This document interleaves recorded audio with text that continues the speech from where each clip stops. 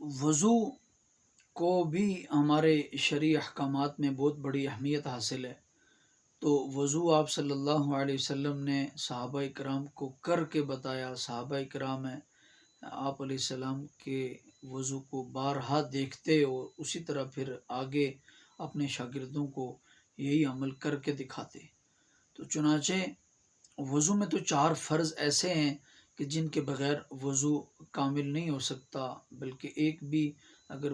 اس میں سے عمل رہ گیا تو وضو بالکل ٹھیک نہیں ہوگا،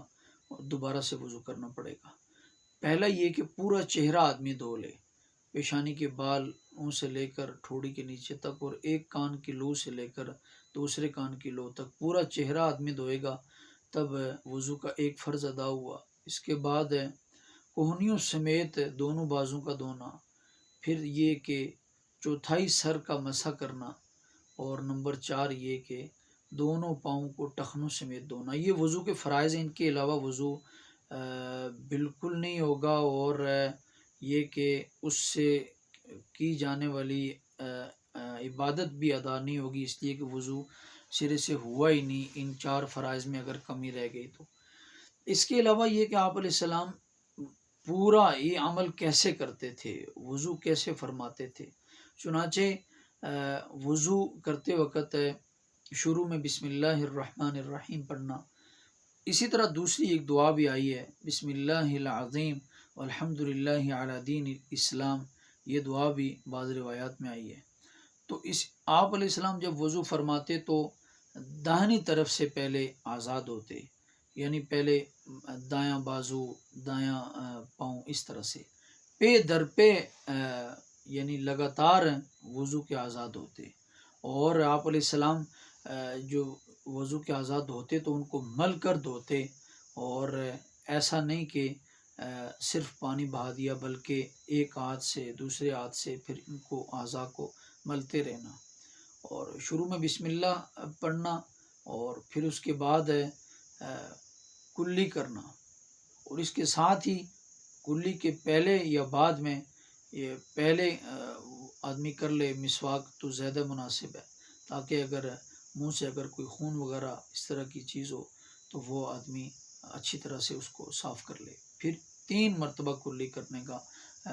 عمل موجود ہے روایات میں۔ اسی طرح سے 3 مرتبہ ناک میں پانی ڈالنا، اور پھر یہ کہ 3 مرتبہ ناک کو اچھی طرح سے صاف کر لینا، اور چھوٹی انگلی سے اور بائیں ہاتھ کی انگلی سے ناک کو صاف کرنا۔ اور بعض لوگ دائیں ہاتھ استعمال کرتے ہیں، یہ عمل مکروہ عمل ہے۔ وضو کے دوران اگر کوئی آدمی دائیں ہاتھ استعمال کرے گا ناک کے صاف کرنے کے لیے تو یہ عمل مکروہ ہے۔ اور اسی طرح پھر چہرے کا 3 مرتبہ دھونا، اور داڑھی کا خلال کرنا،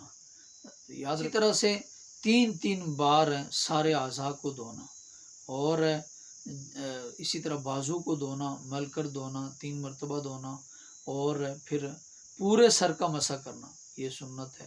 اور پھر یہ کہ کانوں کا اور گردن کا مسح بھی کرنا، گدی کا مسح نہیں کرنا چاہیے، اور یہ نیچے کی طرف بالکل گلے کا حصہ آ جاتا ہے، یہ کانوں کے سائڈ پر یہ آدمی کی گردن ہے، اس کا مسح کرنا اور کانوں کا مسح کرنا اس طرح سے۔ تو ایسے ہی اگر وضو کیا جائے گا مکمل کر کے، اور پھر یہ کہ پاؤں دھوئے جائیں گے تو 3 مرتبہ، اور